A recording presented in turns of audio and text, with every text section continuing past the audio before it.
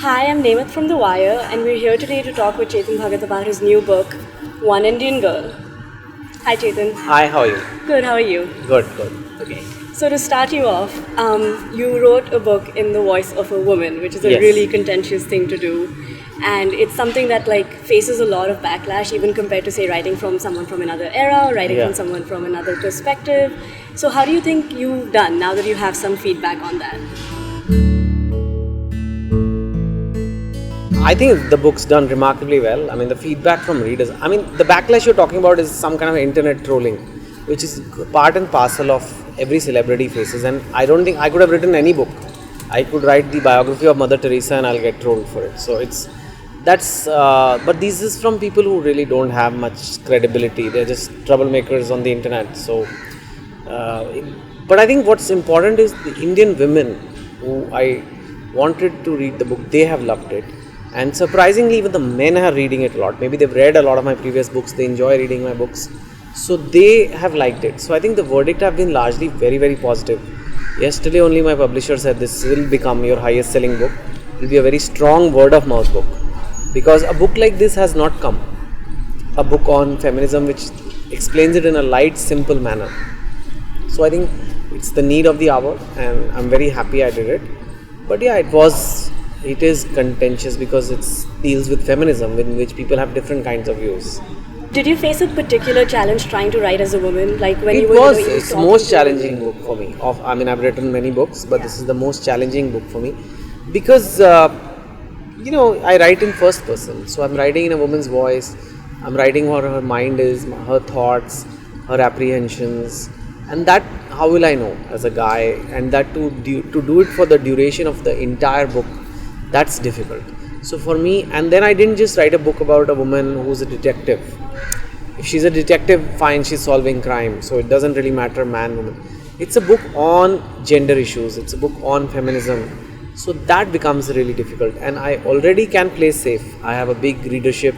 All I have to do is write another typical love story and it'll sell.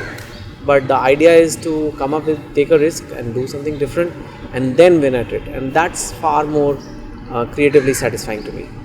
And then I was struck by the fact that you said you talked to over 100 women trying to gather information for this book, trying to enter that voice. And I was wondering what kind of questions did you end up talking to them about? See, there's a lot at stake for me. I literally have millions of copies that will be sold and people are going to read it. So I can't get it wrong. So I do a lot of research in my books. And in this case, the research was with women. And I wanted to find a common agenda, a common kind of theme that I could connect all these women's inner thoughts and then therefore come up with a good story. So I would, there's two categories of women I knew really well, I was close to, or like my wife or ex-girlfriend or something like that, versus people I know. And then they're complete strangers also. So to different people I ask different questions, but broadly I would go in the zone of what do you want in life, where do you face problems as a woman, do you feel your boyfriend judges you sometimes, do you feel your parents are pushing you for marriage, things like that. Things that finally became the structure of the book actually. So I was particularly struck by, and I know that you've heard this question before, the two sex scenes that you've talked about in the book. And writing Why this were from you the struck by perspective them? of a woman. Because when I read the book, I knew that it was Radhika's voice, but I had a hard time believing that. It still felt like it was coming from a male perspective. Okay. Me, personally. And why is that? I think it's like the portrayal that you did. So it's like when she's having sex with David for the first time, she goes from having her first kiss to having sex all in one go. And that mini me that's always inside her somehow is silent throughout that entire time. She has a lot of anxiety about the sex, but when she actually starts having it, those anxieties don't surface. And I didn't particularly find that believable. So I was thinking, when you talk to your wife or someone, how do you approach thinking about sex from a different gender's perspective? It is different in the sense that there is firstly, there's just the change of perspective changes things a lot. Radhika is apprehensive about it, but she's also very curious about it. And a part of her just wants to break free when she lands in New York. She's never had waxing before, but she goes for waxing. She's never had a boyfriend before, she immediately tries to get one. She's very keen. So that things happen because she wants to get past that. And maybe that is why she doesn't protest so much. Also, I write fast-paced books. typically courtship will happen over like 10 makeout sessions and then they'll do it. But then it's a very, But did you still find it realistic that I- a woman would, I think so. a woman like Radhika who I- doubts herself so much? She doubts herself, but she wants to go ahead with it. And, sometimes it's a balance between curiosity and your doubts. And I think that's what she did. I mean, I didn't get any of such feedback. In fact, I was because it's my boldest book, I asked a lot of women test readers that should I tone down these scenes. And 100% of them said there is no need to. In fact, you shouldn't, because they wanted those scenes to be out there where the girl is a little bolder and she makes her own choice. I think it's just the character Radhika. That's the character I chose. That she has some doubts, but at the end of the day, she does what she wants. And there are women like that too. It's not necessary only men do that. I mean, that's kind of almost a sexist thing to say that women will only be filled with doubt during sex. I mean, that's not what I was trying to go for. I said that it wasn't consistent with her personality. Yeah, maybe you because felt that way. Her I mini give me you just that. kind of vanished. Yeah. You know? Sometimes it's a narrative device also to keep moving the story forward. Yeah. You cannot keep like mulling over 50 Yeah. pages on whether she should do it or not. Yeah. It needed to happen in the story. It happened. Move on. So it was a plot device. It's a plot device. Sort of. A lot of times I press the fast forward button on my books. So yes. Speaking of, her doubts, I found your depiction of her imposter syndrome really compelling to start with. That idea of she never really thinks how great she is. She never really has an idea of how much her bonus is actually going to be or something. But it doesn't seem to ebb even as she continues to grow. She's clearly really professionally successful. It doesn't ebb. That's how it is. I have self-doubt. And I'm made to have self-doubt. I think your level of success has nothing to do with your own internal self-doubt. It's not like one day Radhika is going to make so much money or one day she's going to lose so much weight or get waxing done and she's going to, from now on I'm very confident about my body image. Those things are psychological. So She never seems to have even a moment where she says, you know what, I'm doing really well. she does say sometimes where she calls her dad and says, Dad, your daughter grew up. You told me that I can do anything and your daughter did it. But her mini-me never acknowledges it. Her mini-me is a critic. So the mini-me will never be defeated. Mini-me is a doubter which we all have. And that will never ever go away. Apart from maybe the end when she's very confident and she calls off the wedding and things like that. But doubts remain, It's not like maybe you feel that you would not be so underconfident, but people are. People are just grown up to believe that when your mother is constantly saying, why do you have to put you're successful in your profile, you will never feel that this is real success, But the women you talk to never felt like, they sometimes want to express a certain kind of confidence that they didn't get the chance to. They do, but Radhika does it. She keeps telling herself, come on, I'm a vice president, what are you doing? Why are you thinking like this? When she sees But Kusum, why is she never comfortable saying, it's I'm just a the way vice she president is. and it's okay? You cannot tell a writer what character to write. Yeah. That's my character. I'm not trying to say that. But to say that you wish Radhika was like this, somehow maybe you are like that.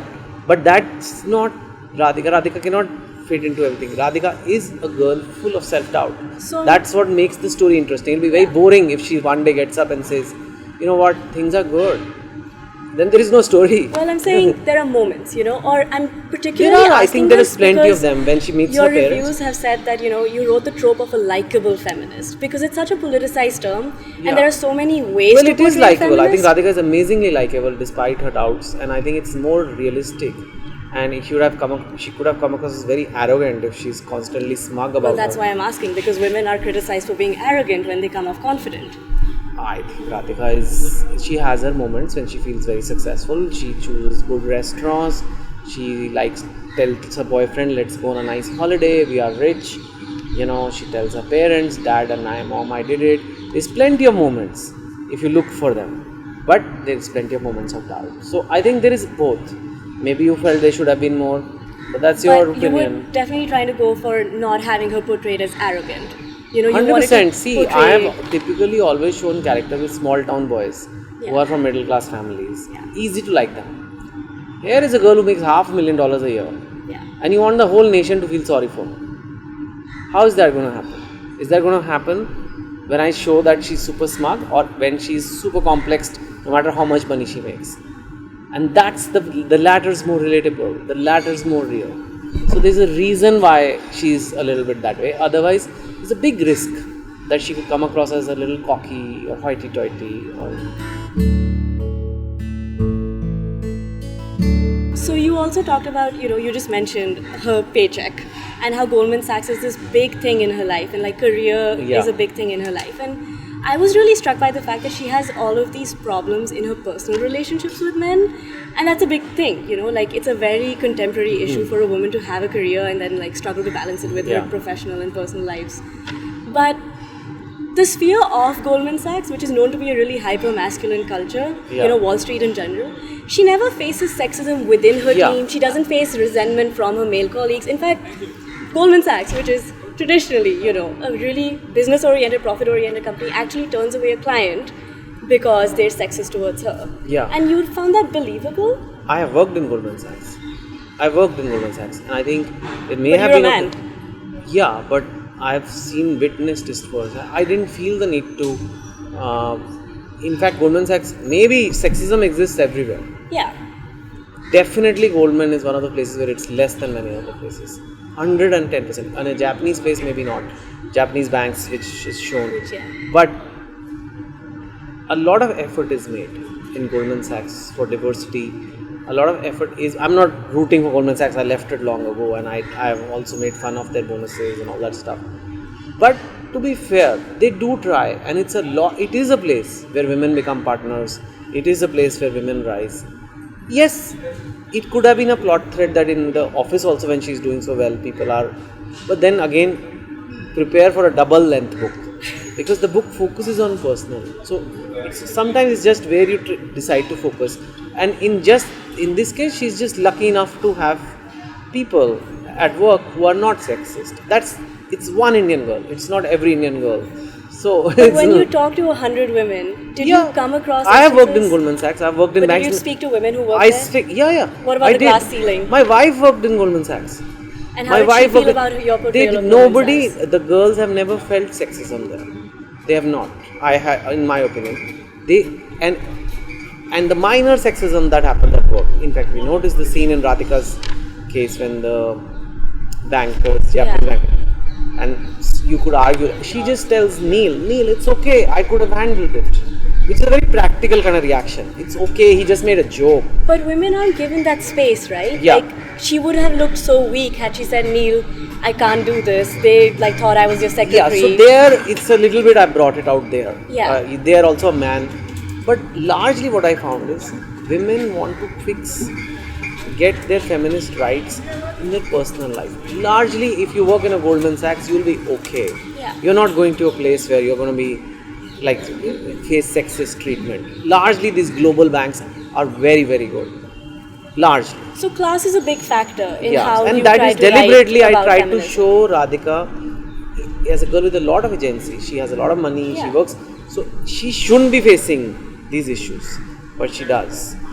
And what matters to me is my man should understand me, my parents should understand me, my in-laws should understand me. That matters to women more than work in a Goldman Sachs situation. I'm sure there are more sexist organizations, but this is not that novel. This is not a sexism in a workplace novel. But isn't that generalization? What's say generalization? that the You were private generalized by sphere, saying that that a in Goldman personal Sachs has to be a relationship- masculine thing. Well, I'm saying it's known to. It's not like I an don't think unknown it's fact. known. Well, No, Wall I don't Street is think- known to. So it's I don't odd that think she so. never really encounters it until that particular moment. See, you can write another book on that, but this is not that book. So you It's try not. to It focus is on this. the personal I write sphere. one story, Yeah. and don't overload a story. Now you can say this is about feminism, but it doesn't cover female feticide. Fine, you're Actually, right it about does, right? Because she tries to have a conversation with her You're mother about abortion. Actually, you're right. Okay, so I'm an only child. I'm a girl. I've grown up with people asking me, "Don't you have a brother?" You know. Yeah. And my parents have told me, "Oh, like you are the one we wanted," and that's Yeah. good to know. And I cannot imagine me having a conversation with my mother where I say, I thought you wanted to abort me and the doctor made a mistake, so you didn't. And my mother just dismisses it. That was such a place where I felt like But there are two people like that. women could have had a good conversation. You write your book and write that. But you didn't think it was important to This is cover? my story. But it didn't. I think this is my story. You cannot tell an author that I wish it's great. It's a very indirect compliment. It means the story has shaken you up. The story has seeped inside you. I mean, and it you touched on wish, topics that I and it really touched wanted to things think that about. the raw Yeah. nerve has been touched. Yeah. But Radhika is not you. Radhika and her mom have a very contentious relationship. Her mom comes from a time where she did have an abortion because she didn't have a male child. Yeah. And Radhika knows about it. And when the mom and daughter are angry and fighting, she brings it up. And that happens. But her mom doesn't ever want to discuss it. I'm asking because, It's because Radhika has really good Radhika- conversations with the male characters. You know, like even at the end in the coffee shop, she's able to tell Devu Yeah. what was wrong with the relationship. She's able Radhika's to tell mother. Neil. But when it comes to her sister, when it comes to her cousins, her She female doesn't- cousins, her mother, Yeah, she feels she's not understood. Her mother and the sister come from almost a different world now, the world she inhabits. People like Neil and Debu are more in her world. The mother comes from a school where, like, you know what? In life, it's just better for women to adjust. A lot of women are like that. A lot of mothers become like that. Modern mothers become like that. I'm sure at some point your mother will give you a piece of advice like that. It's just better, you know.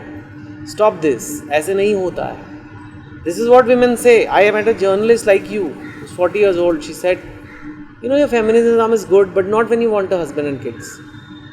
I said, what are you talking about? And can you imagine if I made this statement? How much trouble I'd get in? She said, no, because men expect you to change too much. This feminism all works when you're not married. One journalist, educated like you said, feminism works for lesbians. I said, but they don't need it as much. But she said, yeah, but in a real life, my husband, he will make me change. He will make me give up these things. do you think that's the kind of person Radhika is?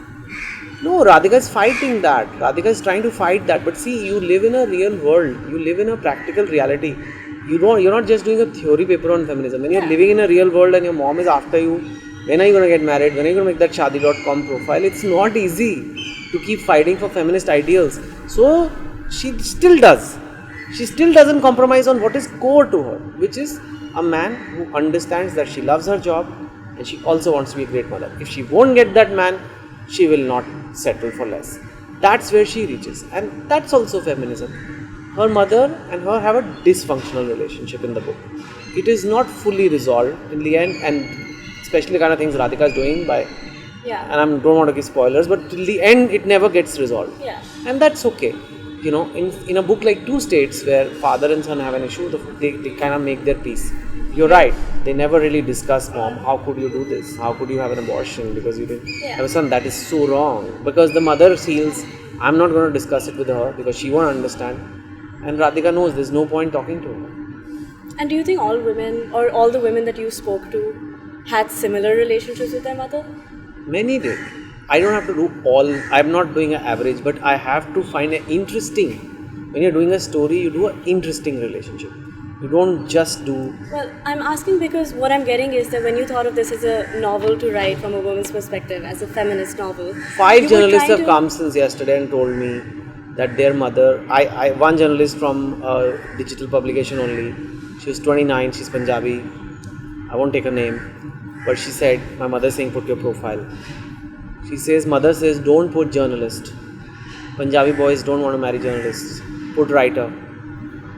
I can't make this up, you know. I'm not making this up because it's beyond my imagination. But this is what women go through, and she's a proper feminist. And I said, did you agree? She's like, I did. I said, why did you agree? She's like, because this is a practical reality.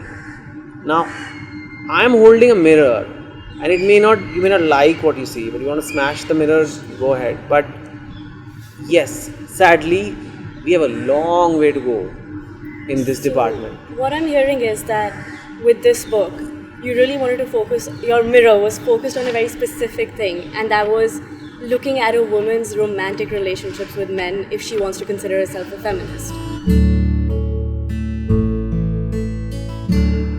Looks at a real practical feminist. Romantic relations are important to every woman. It is, and that's where feminism is getting it wrong. It's becoming this movement which is controlled by a few ultra feminists who want Who to do you talk think is an about- ultra feminist? Let me finish.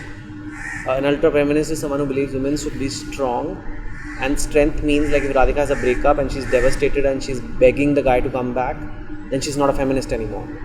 How can that be the most important thing for her? Judging women for being women, which is like waiting for a guy to call. If he hasn't called for 2 days, women will check their phone 5 times. That's being a girl. And you But can the be men in that. the story do that too, right? Yeah. Like, So we're not they talking go about men right flies now. across the We world are, just we are to not be the talking about girl. men right now. See, this is again, it is not versus men. It is women, let women be women. But yet, they need a few things that are not, they are not getting. Somebody who understands their career goals, this, that. That's where the feminism. That's the feminism an average girl relates to. When I was researching with an average Indian girl, you know what they said? I'll help you with the book, but I'm not the feminist type. मैं उस type की नहीं हूँ. And that's really dangerous. It doesn't affect me. It's very dangerous for the movement. It means it has a negative connotation. Feminist type girls are different. They're hardened. You have So to with your dehumanize, book- you have to take away your emotion. That's not feminism. So with your book, because you do I'm have hoping a that- really wide readership, so Yeah, you're hoping that will change. I'm hoping that girls will read it and they'll say, oh, this I'm this kind of a feminist. Yeah, I'm for feminism. But that doesn't mean, don't tell me that I don't want a man to take care of me. Don't tell me that, oh, this is about a girl who needs love, as if there's nothing important. Love is bloody important. I'm not going to be defensive about it like people are, so this is just about a girl who wants love. That's a huge deal. Kangana Ranaut in the launch said, I'm only getting success for love. I asked her, do you need more success or more love? She's feminist, right? She said, I obviously need more love. I need a man to love me and take care of me. And you don't think that's a societal expectation? No, that's being a girl. But there are different kinds of love, right? Like there's also female platonic love, like Yeah, of friendship course. love. Why does Radhika not have friends? Again, to length considerations. In 2 states also, like the couple Yeah. didn't have friends. It's just, I write books which are tight. I'm not writing sagas. But when people ask me these questions, Did you think it about means it's a compliment. It means people want to know more about this character. People want to know more about that world. It's a fast-paced book. So the moment you introduce friends, you have to introduce their context, their subplots. That's another But 50 it's- pages. I'm asking because, with the mini me, women turn to other women, they can share their experiences. Some Couldn't that don't. mini me sometimes just have been a friend who was talking to her, Could who be. was there for support? Could have been. But like I said, It it's was my not book something now. new. So let me But write the way I want. I'm asking It could have because been. how did you think about I thought portraying about it. female friendship? Of course, you think about everything, Yeah. but there's if you really ask me technically, there is a reason for everything. Yeah, well, that's But- I want to know. Okay. Well, there is a reason for it. Yeah. If she had a friend, then you have to introduce that character. Then you bring that friend's role in her life, and friend versus sister, and why is that friend she's referring to? It becomes a different. It just totally changes the story, and it just brings an additional layer, which I think makes the book lengthier and doesn't really bring much to it. Yeah, a lot of women rely on their friends. She didn't. It's fine, she was having an affair, she was having a living. A lot of those things are so-called things she didn't want to be found out. So that's what. But even before that, Even before that, like I said, it's a small story. That's how stories are written.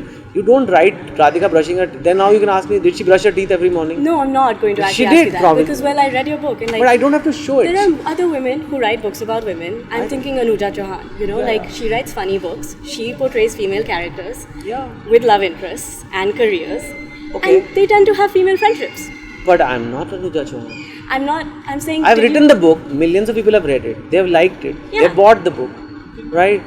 I'm So saying it's as a work. reader, I Well, had some questions. Okay. So And you I can- wonder because if you're trying to I enter told- the mind of a woman and you're trying to write as a woman, I told you, everything cannot be covered in a fiction novel. If you have to stick to the plot, you cannot talk of things they are not relevant to the story. So you this- don't think having friends is relevant to a woman's not to life? this story. I can't explain to you how books are written here, but that's not how it works. You're like, why doesn't she have friends? Why doesn't she have a grandmother? Why doesn't she have a not why asking didn't what about her that. Goldman I'm Sachs saying, colleagues? Why didn't they come to the wedding? Why didn't the Hong Kong colleagues come to the wedding? Why didn't they find out before? You can keep second None of guessing. that. I think you're trivializing my No, point, but- frankly.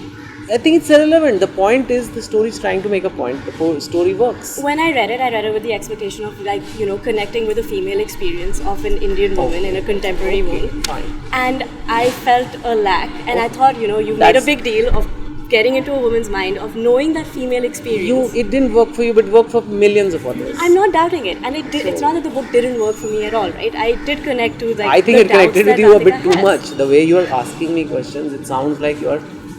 You think someone shouldn't get this into your book? No. I just feel Am I like expecting too much of you as an author? I think so. I think you are loading the story with too much. A story can only be so much, and a story can only take on so much. It's nice to have, it would have been nice to show our friends, but it would be a drag. And I can't write a drag of a book. And how do I explain that to you? I mean, I'm asking because you make certain decisions in terms of So plot I'm telling and what's you. engaging, So some and for your stays and some audience. goes away. A lot of things are typically what the book comes out almost, say 150 pages extra written, and they're always chopped off. Yeah. It goes away. So sometimes it's needed, sometimes friends are. I've written books about friendships. But not female friendship. Yeah, so I'll do it. It's one book, Are you thinking of continuing? Maybe that I'll do a right? book of female friendships. Maybe. It's not like I don't understand the role of friendship. But when it comes to personal life, when it comes to, I have to deal with 3 men, parents, it's enough. So it becomes too much. Otherwise, networking the book together, holding it all together, it becomes a little difficult.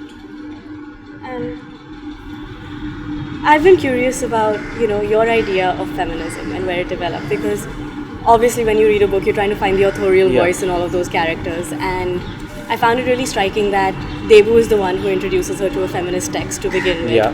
And then when she's talking to Brijesh about, how she's a feminist, he's never heard of the concept, and then he quickly cottons onto it.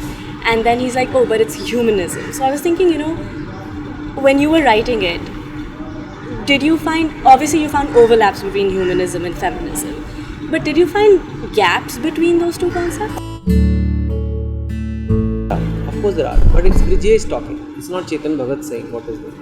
Brijesh clearly is a guy who's forming his views, and he's a very underexposed guy by his own admission. So the 3 men in the book are 3 different kinds of Indian men. Brijesh, Debu, somebody who claims to be a huge intellectual feminist, but actually in reality is not. He's the least feminist of the 3 men. Neel, who's pretty easy. I mean, he wants Radhika to do well, but at the end of the day, when it comes to choosing between his needs and Radhika's needs, his needs are way ahead. So there is that's when he falters. And Brijesh out there, he really is confused about the idea. It's not like he's never heard of it, but he's never really thought about it, right? And when he thinks about it, and he's a little surprised, and he gives his view on it. That's who Brijesh is. Do any of the 3 have a perfect understanding? No, but they don't need to in the book. It's a fiction novel about actual characters. So none of them is supposed to. It'll be odd if someone has a bang on perfect understanding of feminism. So they don't. So I think you have to leave it to the reader's imagination. For me, it is a very open to interpretation concept. It is at a very, let the girl have the right to pursue her happiness as much as the man. It's as simple as that. And then, what that happiness is varies from girl to girl, place to place, region to region. I think somewhere it has to represent the average Indian girl. If it doesn't, then I'm sorry that it's a very niche kind of movement. And if you say, unless you agree with us 100%, you are not a feminist, don't talk to us. And it also deprives the woman of the agency to choose her but feminism. who made you feminist? Who tells that you are feminist? God came and said you are feminist, and these girls are not feminists who are putting selfies with pouts. They are not feminists. Who said? There's a feminist God out there? No. So you got to not be elitist about a movement that is so important, which is really, and you have to listen to women. Let the women answer. Don't listen to me. Don't listen to any self-style. Let an average Indian woman decide where is it we want to be today, and don't bully them about it. And do you think women are bullied? Yeah, I think so. By men and women? Or By extreme feminists, like any cause, like you can be a religious person, but then someone may also say, you're not Hindu enough, you're not piercing your tongue, you're not Muslim enough, you're not doing this. You can say that, and that's fundamentalism, that's orthodox, and that can come to any movement. That can come to feminism also, but you are not standing up for these things. It's okay. But that doesn't make you a better feminist. There's no such thing. Every girl has a right to say what she wants. So And is that your brand of feminism? that is mine, to democratize it. To let's listen, let's involve the average Indian girl. Let no girl ever say I'm not a feminist. If they are saying it, be honest enough to say that we messed it up. We messed it up, that it's got a derogatory term, that women themselves are not supporting your cause. It means something has gone wrong. And when we've been talking about this feminism, and we're clearly talking about it from a girl's perspective, but do you think there's a way to expand that conversation to, say, older women or like Radhika's mother? Do you think a person like that could ever? Of course there is. And there is a very big, it's something that needs to involve everyone. No, what has happened is we have a society that has given women a lot of opportunities. They are getting jobs, they are getting good education, they're even becoming CEOs, leaders. But socially we are not ready. Socially we don't know what to do with these women. What do we do with the CEO woman? Kaisi bahu banegi? Kaisi maa banegi? Even Indra Nui says a woman can't have it all. At that level. That's because socially we are not ready to accept empowered women. We keep talking, karo, empower, karo. जब कोई हो जाता है तो समझ नहीं आता इसका करे क्या भी यहाँ पे. So that's the flux. That's where society, I think, is at right now. So it will take a while for society to understand, and society means everyone. The mothers, the mother-in-laws, the men, the boyfriends, husbands, they all have to understand it's a little changed now. There was a time women needed a man to make money and get money home and run the house, but that's gone now. Women are earning, so they need a man for different reasons now. Nobody is telling them that. So, hoping. We keep coming back to that idea of women needing a man. Yeah, I said they needed a man to make money. Now they don't need a man for that reason. But you still want, like, you still Yeah, of believe course you that need women... love. How will you get? You're a human, no. Men need women and women need men. Yes, they do. Where is this feminism? What is this feminism? That feminism means women don't need a man. I'm really scared if those are the concepts being circulated and women are being told that you're a feminist, you don't need a man. That is seriously scary. Dope. Are men told that they don't need women? No. Or they need women? I need. And I don't have any, like, And do you think the I don't men in need your to book establish express my that? masculinity by saying I don't need a woman. We are human, we need relationships. Of course. Is that really you want little girls to be told that? You don't need a man? I mean, you need a man who will support you. You need a man who's good. You need a man who And it will could be a woman inspire too, you. right? And it could be a woman too, and it applies to men too. But I'm saying this is getting scary brand of feminism. This is what scares women from feminism. I am nobody. You can shoot the messenger. I'll write one book. I'll move on. But it's a chance to really reflect.